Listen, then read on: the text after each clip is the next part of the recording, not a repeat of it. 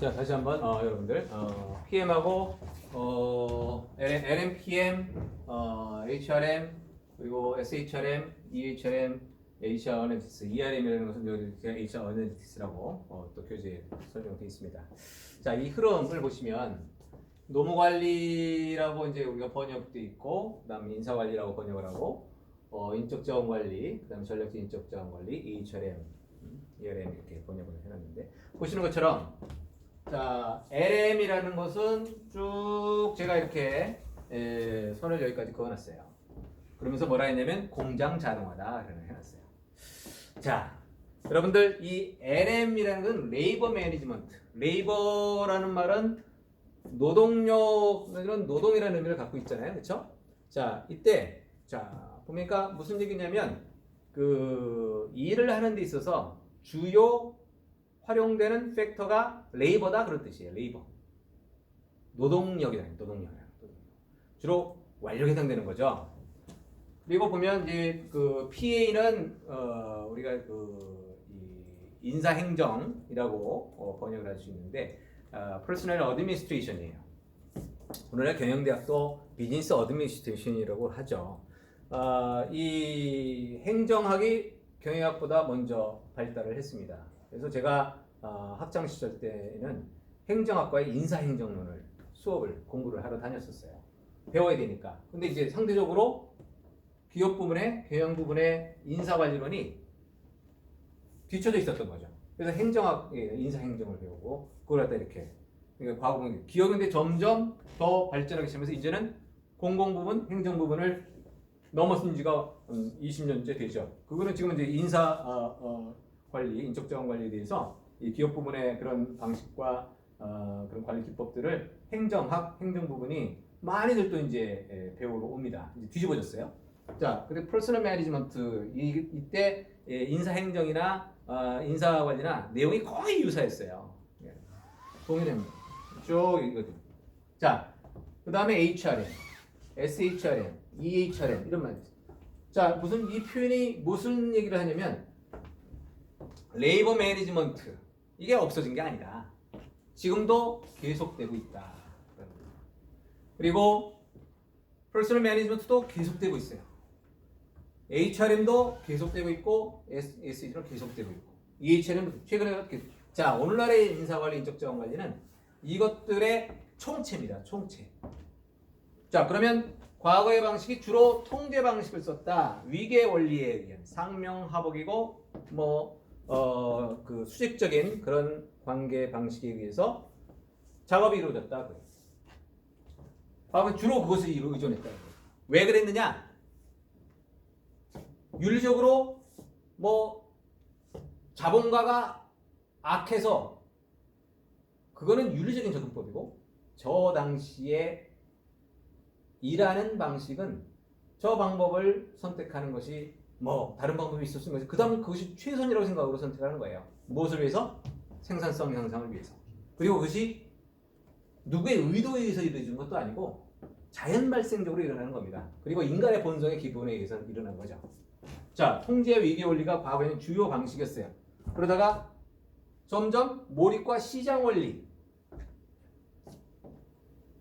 개인주의, 개인의 자유선택, 이런 것으로 방식이 바뀌어가고 있다. 추가되고 있는 겁니다. 그것 기법들을 우리가 EHRM이다 라고 얘기를 하고 있어요.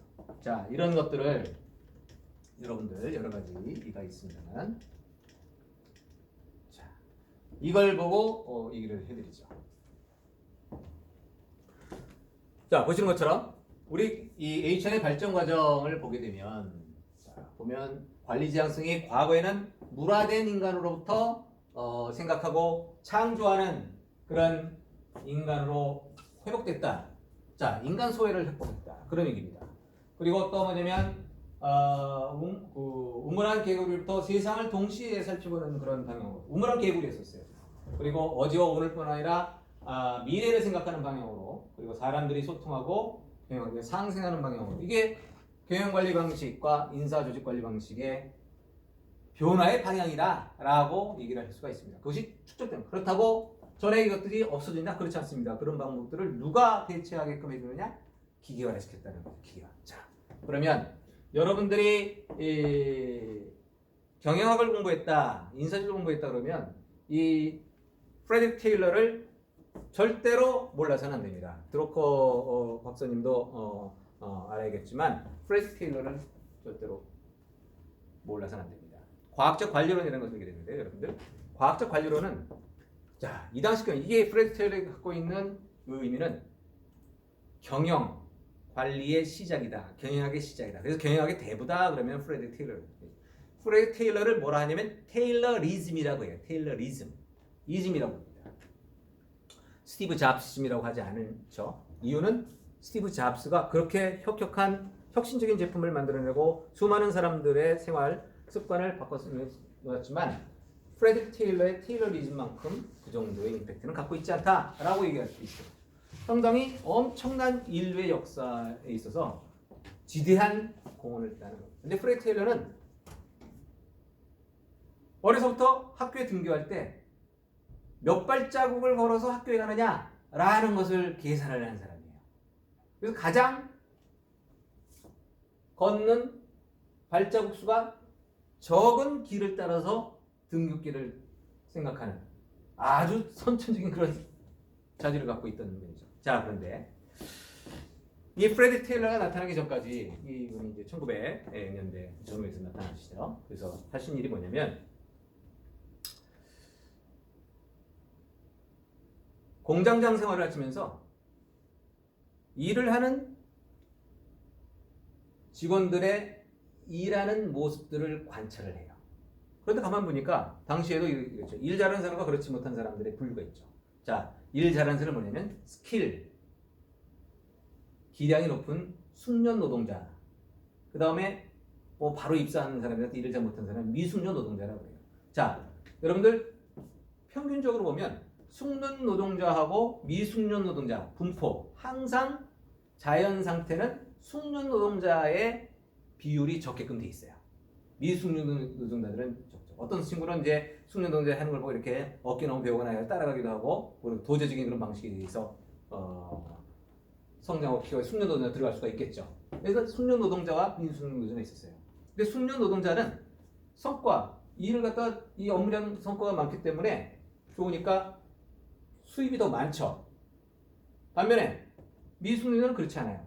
그래서 가만히 보니까 이 사람은 일을 잘해가지고 월급을 더 많이 건당 수입이 많으니까 수입을 갖다 많이 하는데 이 사람은 그렇지 않더라. 그래서 대부분의 노동자들이 다수의 노동자들이 경제적으로 빈곤했어요. 가난했어요. 그러니까 어떤 일이 벌어졌냐면 또 노동 조건이나 이런 것들은 여러분들 잘 아시는 것처럼 장시간 노동을 하는 그런 상태에서 환경도 안 좋았죠. 그러니까 저 당시에 노사분규가 아주 심했습니다. 아주 심했어요. 태업과 파업과 이런 것들이 아주 심했어요. 그 결과가 마크시즘을 갖다 이제 실현시킨 소비에트 1917년의 볼셰비키 혁명이죠. 자, 근데 이 테일러라는 분이 뭘 했냐면 이 작업자를 이렇게 보면 그냥 지나치질 않아요. 그러니까 왜 저 사람은 저렇게 일을 못하고 저 사람은 왜 저렇게 일을 잘할까? 여러분들 직장 생활에서 왜 저 사람은 저렇게 일을 잘하고 저렇게 일을 잘 못하나? 그 궁금증을 가져보신 적이 있습니까? 그게 굉장히 중요한 거예요. 이분은 그런 생각을 한 거예요. 그래서 가만히 관찰을 해보니 A라는 작업자, 숙련 노동자하고 그렇지 않은 사람을 가보니까 야, 이게 일반 사람들은 저 사람 일 못하는 사람, 저 사람 일 잘하는 사람 이렇게 어떤 가치 규범적인 윤리적 판단하고 마는데 이 테일러 이 양반은 일을 하는 이 사람들을 보고 일하는 방식과 동작이 다르다라는 것을 발견을 하시죠. 무슨 얘기냐면 작업자를 놓고 인간을 보질 않고 자, 인간 자체의 어떤 그런 것을 보지 않았다 했습니다. 그 사람이 하고 있는 작업 동작에 초점을 둔 거예요. 작업 동작을 추출하는 겁니다. 그래서 동작 연구를 해요. 동일한 직무를 일을 하는데 그 동작을 수행하는 동작의 개수, 동작의 모션의 양태라든가 모션에 들어가는 시간에 소요되는 정도가 각기 다른 거예요. 모든 노동자들이, 작업자들이. 그래서 일 잘하는 사람은 한마디로 보면 동작이 매우 효율적이에요. 그 다음에 작업 배치나 이런 것도 다 공구를 이렇게 해놔가지고 매우 효율적인 시간 투여를 해서 제품을 만들어내더라. 일을 하고 있더라. 그걸 뭐라 하냐면 동작 연구라고 합니다. 그리고 동작마다 그 소요되는 시간을 체크를 했는데 그 시간이 시간 연구예요.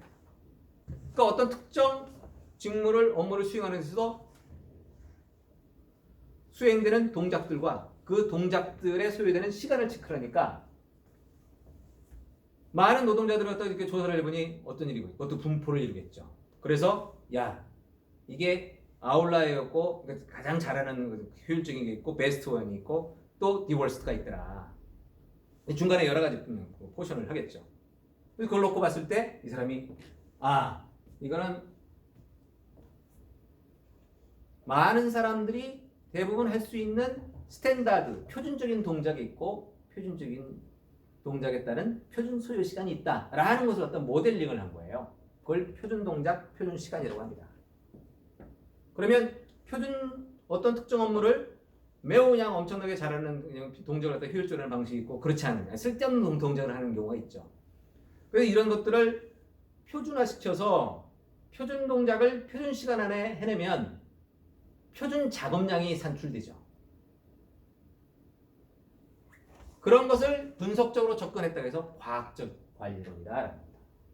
그게 어떠냐면 뭘 만드느냐? 트레이닝 센터, 인사관리로 얘기하면 이런 연수원 같은 겁니다. 교육훈련센터를 만들어가지고 훈련센터에 들어서 바로 이민자들이나 또는 아시아인들이나 또는 흑인들 공장에 넣기 전에 공장에 들어가기 작업하기 전에 트레이닝센터 우리가 훈련소 같은 거예요. 훈련소에서 총을 다루는 동작을 또는 그런 것을 교육받듯이 제식훈련하듯이 작업장에서 특정 업무를 수행하는데 어떤 모션을 어떤 시간 안에 해내야 된다라는 것을 반복적으로 하는 거죠. 그럼 여러분들 인간들은 학습 능력을 갖고 있습니다. 그러면서 러닝 이펙트를 갖게 되죠. 표준 동작을 표준 시간에 하는 할 수 있게끔 하는 훈련을 받아서 작업 라인에 들어가는 거예요. 공장 라인에. 그러니까 아까 얘기했던 기계적인 그런 방식을 쓴 거죠. 표준 동작을 표준 시간에 하니까 표준 작업량에 나오면 그리고 그 이상을 하면 인센티브를 또 주는 거죠. 그 밑으로 가지 않게끔. 자, 그러니까 전에는 미숙능 노동자들이 다수가 있었는데 그 사람들을 어떻게 훈련소를 통해서 훈련 방식을 통해 가지고 표준 동작과 표준 시간을 할 수 있게끔.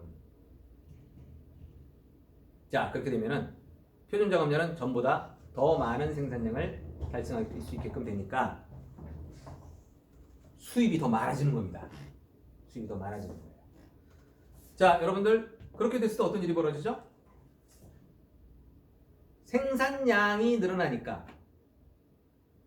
그래서 전체적으로는 생산량이 늘어나면 어떤 일이 벌어지냐면 픽스드 코스트는 고정돼 있으니 생산비의 단가가 떨어지게 그걸 볼륨이라고 합니다. 규모의 경제라고 그래요. 그러면 이 당시는 오늘과 다른 게 뭐냐면 공급자 주도의 시장이에요. 시장에 물품과 재화가 부족해. 그래서 그냥 출시하는 족족 그냥 팔려나가는 그걸 세이즈 로우라고 합니다. 경제학에서는 그냥 공급자 주도의 시장이에요. 근데 가장 관건은 뭐냐면 얼마나 다른 경쟁자에 비해서 제품의 품질보다도 가격 문제죠. 가격을 싸게 낮추면 팔리는 겁니다. 그게 과학적 관리론이에요. 유사한 시기에 역시 앙리 피에르라는 사람이 14가지의 관리 법칙을 발견을 해가지고 그걸 정리합니다. 명령 일원화의 원칙, 직무 세분화의 원칙. 그래서 직무를 짜게 아주 분업을 갖다 시키고 그것을 상명하복이 됐든 위기중에서 컨트롤링하는 그런 시스템을 갖추면 이게 효율성과 생산성을 달성할 수 있다. 이게 앙리 피에르의 골자입니다. 자, 그런 가운데서 누가 나타났냐면 포드가 나타나죠. 자동차가 2,000불, 3,000불 하던 그런 시절이 있어요. 당시에. 그런데 포드가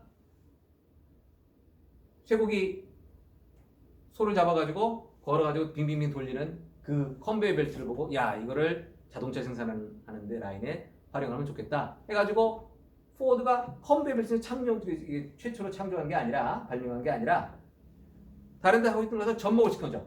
생산 라인에다가 전면을 시켜서 포워디즘이라고 일명 불리우는. 야, 그래서 작업 방식을 이건 어떻게 해요? 표준 동작을 표준 시간에 하는 일들을 자 컨베이어 벨트라는 곳에 자동차가 실려가서 움직이면서 작업 속도를 컨트롤하는 겁니다. 그러면서 동시에 작업을 바퀴를 하는 거 전에는 뭐 이 사람이 사람들이 여러 사람 움직여서 살았지만 이걸 갖다가 동시에 컨커런트 하는 그런 작업들을 하게 돼요. 그러면서 어떤 일이 벌어지느냐? 전에 자동차 한 값이 막 3,000불, 2,000불 했단 말이에요. 즉 무슨 얘기냐면 부유층만이 소비할 수 있는 사치품이 자동차였어요. 근데 T 모델이라는 것을 포드가 이제 출시한 포드 저기 컨베이어 벨트를 통해서 출시하면서 대당 250달러대까지 내립니다. 자동차 가격을 3,000불 하던 거를 250달러. 그건 2,000불 하던 걸 250달러. 10분의 1을 내려요. 10분의 1을. 자, 대중화는 많은 사람들이 자동차를 사서 생활에 사용할 수 있게끔. 자, 자동차를 씀으로 가지고 여러 가지 효익을 얻을 수 있을 거 아니에요. 이런 소비자들이. 그렇죠? 자, 생산 라인이 들어가면서 이 일은 표준 동력 표준 시간에 하는데 이게 지나가면 이 저기 불량품이 나오니까 사람들이 노동 강도는 세졌어요. 힘들어지죠. 그런데 포드는 거기에서 야, 생산량이 더 많으니까 물건이 더 빠르니까 자, 그냥 획기적인 그런 발표를 합니다. 시간당 5달러 당시 시간당 5달러의 임금을 다른 데 비해서 몇 배를 줍니다. 그래서 이 포드 공장의 노동자들은 포드를 갖다 신처럼 생각했죠. 그냥 직원들이 다 부자가 되는 거예요. 자, 똑같은 원리입니다, 여러분들. 오늘날 여러분들 우리나라의 모 전자회사, S전자회사. 자, 초봉이 얼마로 돼 있냐면 뭐 이 성과급까지 해가지고 뭐 많을 때 6,500, 7,000 신입사원이 그렇다는 겁니다. 많은 우수한 인력들이 모여요. 포드에도 아주 우수한 인력들이 몰립니다. 임금을 많이 주니까. 돈을 많이 주니까. 가는 거죠. 그게 포드입니다. 자, 이때의 핵심 포인트는 뭐냐? 제가 손이라고 했어요. 손이라고 했어요. 핵심 포인트는 동작입니다. 손동작, 몸동작을 통해서 모션을 얼마나 효율적으로 하느냐라는 거예요. 모션을. 노동자가 작업자가 일을 하는데 모션을 표준 시간 안에 표준 동작을 해내느냐. 그리고 컨베이어 벨트 라인이 진행되면서 그 작업을 제때 제시간에 해주느냐. 자, 중요한 게 생기는 거죠. 어떤 문제가 생기면 만약에 결근을 했다. 지각을 했다. 그러면 생산 라인이 제대로 작동하지 않고 불량품이 생깁니다. 자, 그래서 여러분들 학창시절 때 지각하거나 결석하거나 그러면 범죄시하고 나쁜 놈으로 혼나죠. 학교에서. 그 훈련을 모든 학교에서 시킵니다. 농업사회에서는 그럴 필요 없었거든요. 부지런한 사람 보내 나가고 그럴 필요 없어요. 때에 맞춰 나갈 필요 없었어요. 딱 어떤 시간에 딱 맞춰가지고 시간 라인에서 할 필요가 없었던 시절에서 인더스트리얼에서 근대화라는 것은 그런 근면성을 가져야 되는 거죠. 시분천을 갖춰가지고 제때 제 시간에 생산 라인에 가 있어야 되는 거예요. 그렇지 않으면은 자동차를 그렇게 값싼 자동차를 시장에 공급할 수가 소비자들이 그걸 누릴 수가 없어요. 자, 왜 어떤 일이 벌어질까요? 결근과 표준 동작과 표준 시간을 제때 못하면 불량품이 생기니까 자, 그걸 제 시간에 제 동작을 하게끔 결근하지 않고 지각하지 않고 조퇴하지 않게끔 하는 뭐를 하겠어요? 인사관리는 컨트롤링을 해야 되는 거예요. 통제를 해야 되는 거지. 자, 그런 일하는 방식을 기술이 채택이 되고 발전하는 거예요. 그걸로 어마어마한 생산성의 향상을 가져옵니다. 대신 인간은 노동자들은 전보다 더 노동 강도가 강해졌죠. 하지만 대신 그 노동자들이 자동차를 전에는 2,000불이었기 때문에 3,000불에 살 수가 없었는데 250달러를 주고 살 수가 있는 거예요. 자, 그런 부분들을 이제 그 사회주의 경제학자라든가 이런 정치 경제학 그 좌익 성향이 있는 분들이 이제 비판하는 거예요. 이것이 노동 소외다, 인간 소외다. 뭐 철학적으로 맞는 얘기입니다. 무슨 얘기냐면 노동을 하는데 인간이 노동을 하는데 그 철학의 주장은 뭐냐면 노동의 주체가 인간이 되어야 한다 그런 얘기죠. 노동자 작업자가 노동의 의사결정권을 갖고 있는 주체가 되어야 되는데 이게 객체로 끌려간다. 그래서 인간 소외가 일어났다라고 주장합니다. 네, 맞는 얘기입니다. 대신 무엇을 얻었느냐? 이런 작업 방식, 이런 기술적인 그런 생산 방식을 통해서 전보다는 혁명적인 생산성의 향상을 가지고 있습니다. 이런 방식을 채택한 회사, 국가, 나라는 엄청난 경제적 부를 창출할 수 있게 되었고 그렇지 못한 기업과 회사들은 시장에서 퇴출되기 시작하죠. 그래서 테일러즈가 포디즘은 전 세계 모든 국가의 산업 생산 방식으로 확산 퍼져나갑니다. 그게 러시아로 가고 있는 소비에트죠. 소비에트도 그다음 동구권 모든 생산에 넘어와요. 그 장 방식을 채택하지 가장 베스트 효율성과 생산성을 달성하는 가장 베스트의 방식이었기 때문에 그걸 안 할 수가 없는 거죠. 자, 그렇게 간 겁니다. 누가 일부러 한 것도 아니에요. 자연스럽게 발생한 역사적 사건입니다. 그걸로 인간 사회는 새로운 문명의 시대로 접근되기 시작했어요. 자, 그런 것이 1차, 2차 세계대전 또 하나의 기폭제가 일어납니다. 그냥 엄청난 이제 전쟁 군수물자라면서 그냥 이 생산 방식을 또 발전을 시키죠. 그러면서 쭉 가다가 1940년대, 50년대 들어오면서 어떤 일이 벌어졌냐면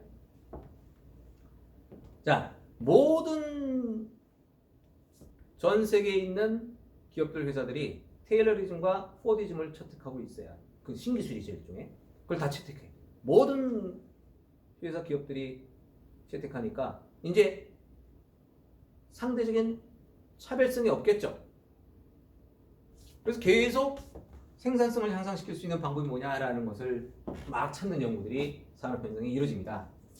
그러면서 엘튼 메이어라는 사회학자가 호성 공장에서 이제 어떤 실험을 하냐면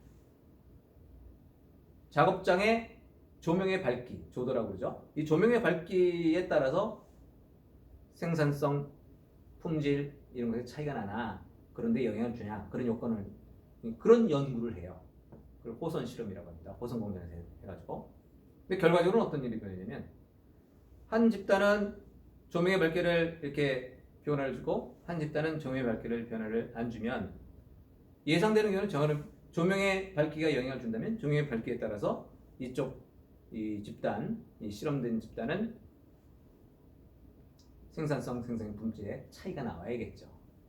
여기는 조명의 밝기를 변화를 안 줬으니까 일정하게 나와야 되고.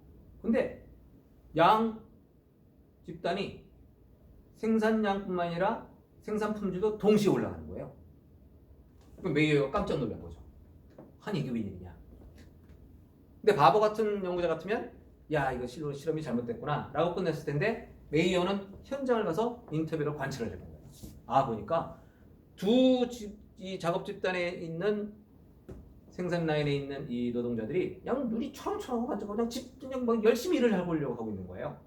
왜 그런가 봤더니 야 여기는 조명을 밝게 하고 변화를 주고 이쪽은 안 해줬는데 이 자기네들이 회사에서 어텐션 주목을 받고 있다는 것을 이 사람들이 인식을 한 거예요. 그러다 보니까 집중력이 올라간 거죠.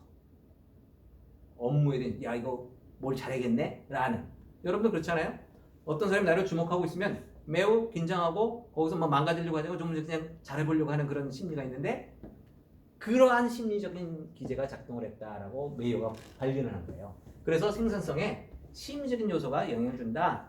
그래서 행동과학이라는 것을 추론하고 자 이것은 뭐냐면 마음이라는 것이 자 그래서 나온 주제가 뭐냐면 모티베이션이에요.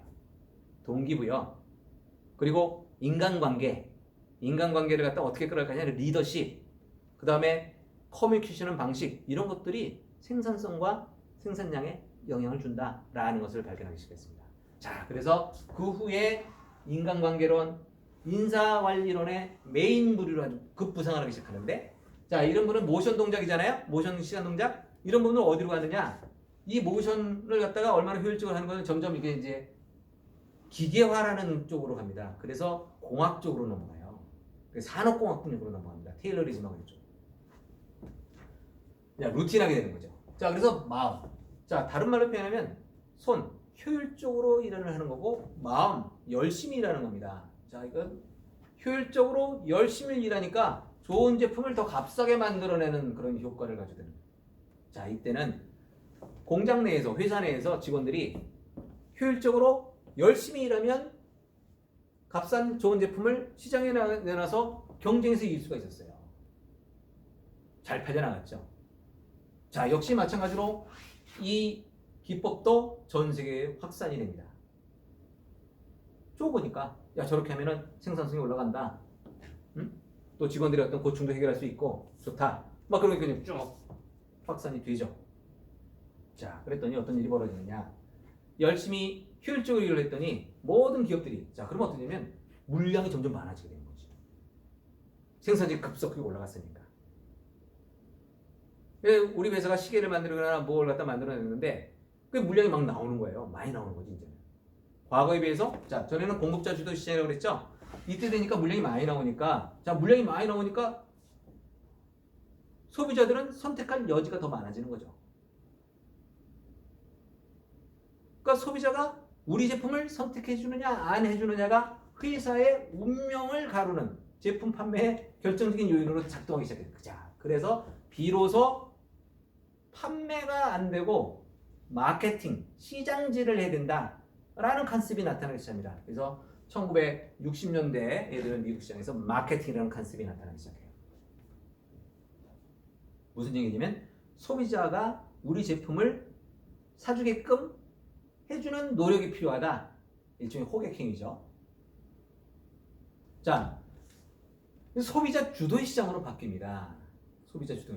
내가 아무리 열심히 잘 만들어도 안 팔릴 수 있다라는 거예요. 소비자들이 구매를 안 할 수 있다고요.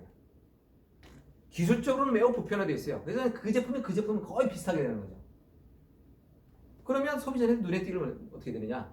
야, 소비자의 니즈에 기호에 맞는 디자인, 색감, 뭐 세대의 어떤 취향 이런 컨셉이 나오는 거죠. 그게 마케팅입니다. 그래서 전에는 공장 내부에서 회사 내부에서 직원들이 열심히 효율적으로 일하면 물건이 팔리던 세상에서 그래서 그렇게 해도 안 되는 세상으로 바뀌는 거예요. 자, 세상이 바뀐 겁니다. 이게 인사 관리가 어떻게 되냐면 여기서는 자 통제 방식, 그 다음에 마음을 다독거려주는 방식으로 복지 그런 게임이죠. 그러다가 이쪽에 놓으면서 소비자 주도의 시장으로 넘기면서 이제는 야, 경쟁자가 어떤 제품을 어떤 식으로 파느냐라는 것을 관찰해야 되고 거기에 대응해서 전략을 짜야 돼요. 그래서 이게 시장의 전쟁판이다.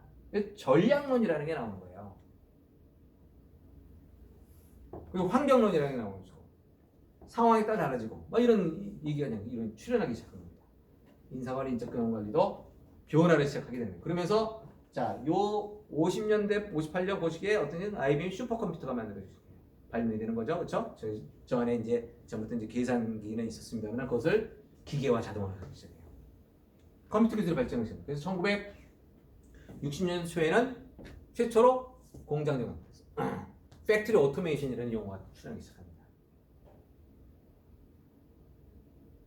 무슨 얘기냐면 동작을 인간이 효율적으로 하는 것은 한계가 있는 거죠. 자, 사람은 잠을 자야 돼요. 8시간, 10시간 이상 일을 하면은 집중력과 뭐 떨어져. 에러가 납니다. 근데 자동화를 하게 되면 24시간, 365일 돌릴 수 있고, 자, 그게 뭐냐면 작업 시간, 조업 시간을 갖다 놓죠. 조업률을 갖다 놓죠. 365일 24시간. 그러면 생산량이 늘어나고 그러면 결국 값이 싸지게 돼요. 그 경쟁이 계속 일어나는 거예요. 그래서 테일러리즘의 이 모션 스터디는 어디로 가느냐? 자동화, 기계화, 로봇으로 가는 거예요.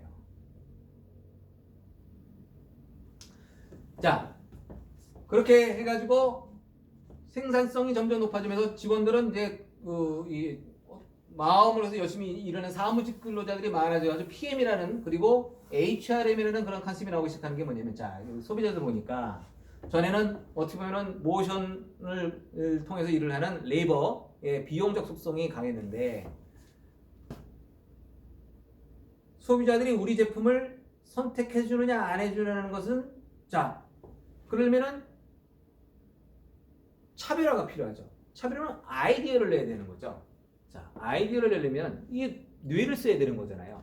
전에는 작업장에 있는 노동자들이 생각하는 거 그거보다는 몸동작이 상대적으로 중요한 그런 생산 방식, 일하는 방식이었는데 상황이 소비자 중심으로 바뀌니까 야 새로운 아이디어와 창의적인 그런 것들이 필요해지는 거죠. 그리고 신제품을 갖다 기획을 하고 새로운 기능 전에는 없었던 제품, 서비스 그런 것들을 갖다가 이노베이션하는 포커싱을 둔 그런 일들이 작업들이 점점 증가하기 시작하는 겁니다. 그러니까 어떻게 되는 거죠? 여러분들? 그 직원들은 새로운 아이디어를 창의적으로 혁신적인 것들을 만들어내려면 뭘 해야 돼요? 집중을 해야 되는 거지. 몰입하는 그런 일을 우리 여러분들 뭔가 새로운 걸 만들어낼 때 그냥 어벙하게 생각한다고 나오는 게 아니잖아요. 아무리 무심하게 그냥 집중해도 이런 아이디어 내려고 그냥 할 때 나올 거 아니에요. 자 그런 일하는 방식이 과거에 비해서 더 늘어나고 더 중요해지는 즉 조직의 생존과 성장에 더 크리티컬해지는 상황으로 변화됩니다. 그래서 인사조직 관리가 여기 보면은 시스템 이론, 상황 이론 이런 이론들이 결합되면서 자 전략적 인적 자원, 휴먼 리소스 매니지먼트라는 스트래티직 휴먼 리소스 매니지먼트라는 용어가 출현하면서 자 스트래티직 어셋 종업원들이 인적 자원으로서 투자를 거기서 뭐가 나오는 거예요? 투자를 한 만큼 창의적이고 새로운 제품과 서비스를 만들어내는 것이 산출되는 거죠. 그냥 줘버리는 것이 아니라 교육과 연봉 월급을 주는 것이 하나의 투자의 개념을 갖는 거죠. 그래서 그런 인력들을 스태핑하고 채용하고 그런 인력들을 또 육성하려고 하고 하는 노력들 인적 자원 관리라는 컨셉이 등장하는 겁니다. 자 그러면서 아까 컴퓨터 기술의 발달을 한다고 그랬잖아요. 그래서 1988년에 칼스 그래서 미국 군사 통신망 통신 기술을 갖다 개방을 하면서 인터넷 기술이 전 세계로 확산이 되기 시작합니다.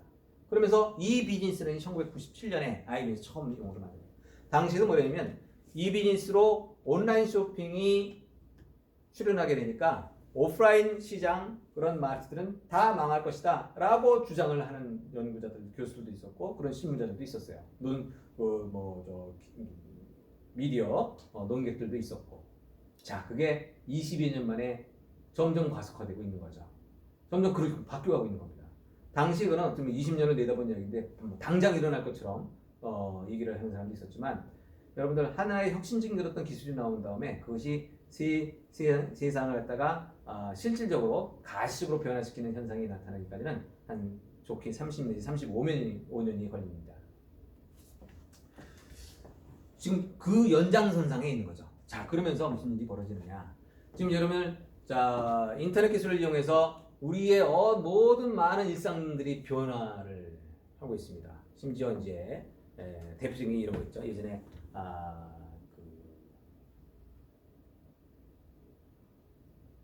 호적등본이라는 게 있었는데요. 호적등본을 때리면 지금 이제 호적등본 폐지가 됐습니다만 호적등본은 자기가 본적지, 원적지를 가야 되는 거예요. 자기 고향이 뭐 저기 어디 강원도 어디다. 그러면 서울에서 거기를 갔다 와야 되는 거죠. 그걸 때로. 자, 근데 그거를 전산망증, 인터넷 기술, 전산 기술을 통해서 안 가도 되는 거죠. 그죠? 지금은 민원 24시 프리. 물론 세금으로 운영되는 거지만 내가 세금 낸 걸 갖다 써가지고 그 서비스를 받는 거예요. 자, 시간 절약 어마어마하죠, 그렇죠? 전에는 입사원서 내려고 하면은 부산이나 저 광주에서 살고 있는 사람들은 기차를 타고 여기 가서 여관방에서 며칠을 갖다가 묵으면서 입사원서를 갖다 냈단 말이죠. 제가 취업할 때도 그랬단 말이죠. 지금은 미국에서도 지원할 수 있어요. 채용 사이트 공부하면 거기 지원할 수 있어요. 그러니까 시공간의 제약을 극복하는 거죠. 자, 그런 것처럼 쇼핑도 그렇게 되지만 인사 업무의 많은 프로세스를 그런 ICT 기술을 활용을 해서 전환이 가능해졌어요. 그러면서 그 채용 업무, 교육 업무 이런 것들을 자 컨텐츠를 개발해가지고 사이버 온라인 교육 시스템도 설계해서 만들고 계속 그런 것을 진화시키는 거죠. 그것만을 전담하는 서비스 업체가 생겨요. 새로운 뉴 인더스트리가 만들어진 거죠. 그래서 어떤 거는 복지 서비스만 하는 그런. 자, 요즘은 여러분들 소송도 법률도 어디 가서 하는 게 아니라 온라인으로 인터넷으로 할 수 있게 그러셨단 말이에요. 자, 그런 것들로 생활상이 계속 변하고 있습니다. 자, 그래서 EHRM이라는 것은 인터넷 기술을 이용한 인사관리 방식을 하는 것을 일렉트릭 휴먼 리소스 매니지먼트라는 겁니다. 근데 예전과 다른 건 뭐냐면 일렉트릭 휴먼 리소스 매니지먼트의 E는 자, 내가 인사관리 업무에 나의 어떤 의견과 나의 정보를 제공을 해주세요. 그러니까 인디비주얼한 서비스를 할 수 있어요. 전에는 인사관리 그러면 관리 개념인데 인사 서비스라는 용어가 나옵니다. 서비스 개념으로 바뀌는 거죠. 자, 그러면서 전에는 작업자를 컨트롤하는데 작업 동작을 컨트롤에 초점을 줬던 그런 관리 방식에서 자, 머리를 맞대고 그냥 몰두를 하고 새로운 신제품, 신서비스의 아이디어를 창의적으로 만들어내는 몰입할 수 있게끔 그 업무에 집중할 수 있게끔 도와주고 촉진해주고 격려해주는 그런 시스템, 그런 서비스, 그게 인사 서비스예요. 일하는 방식이 바뀌었기 때문에 그런 겁니다. 지금도 그런 거예요. 자, 그러면 컨트롤링을 하느냐 안 하느냐? 합니다. 해요. 즉 업무는 프로세스가 진행되고 있죠. 그래서 내가 집에서 재택근무를 하지만 팀을 이루어서 일을 하기 때문에 팀의 업무의 과제에 스케줄링이 있죠. 언제까지 뭐하고 그것을 미트를 시켜야 되는 거예요. 회사에서 일을 하든 또는 내가 카페에서 일을 하든 또는 집에서 일을 하든 그걸 갖다가 지켜야만 되는 거죠. 자유로운 재택근무라는 유연근무제를 실시할 수 있게 된 이유는 다 ICT 기술을 활용했기 때문이고, 하지만 작업장 내에 와 있을 필요가 없어요. 일하는 방식이 바뀌었기 때문에 그런 거죠. 획득한 기술을 달리했기 때문에. 이런 일하는 방식은 어디로 가져갔어요? 팩토리 오토메이션. 거기에 요즘 빅데이터 애널리스트 그리고 빅데이터하고 AI, 인공지능 이걸 통해서 테일러리즘을 하고 있습니다. 자, 근데 그것이 오늘날에서는 AI가 들어오면서 디지털 테일러리즘이라고 하는 현상이 지금 또 전 세계적으로 확산되고 있습니다. 무슨 얘기냐면 자, 그런 창의적인 아이디어를 내고 뭐 하는 이런 업무조차도 뭘 할 수 있다?